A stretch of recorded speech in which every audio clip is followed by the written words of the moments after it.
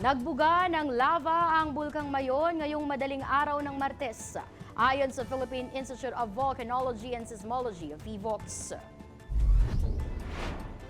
Ayon sa ahensya, panandalian lamang ang pagbuga ng lava at tumagal lang ng humigit kumulang 35 seconds base sa mga record mula sa Mayon Volcano Observatory at Mayon Rest House Station.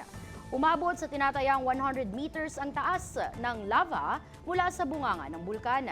Nananatili sa Alert Level 3 ang Mayon na nangangahulugang may banta pa rin ng pyroclastic density currents, pag-agos ng lava, pagbagsak ng bato at iba pang aktibidad ng bulkan. Mahigpit pa ring ipinagbabawal ang pagpasok sa 6 na kilometrong permanent danger zone.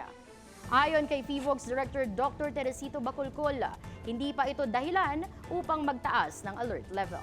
Aniya sa lamang ikokonsidera ang pag-akyat sa alert level 4 kung ang pagbuga ng lava ay magtatagal ng ilang minuto hanggang sa ilang oras at kung may kasabay na paglala ng iba pang aktibidad ng bulkan.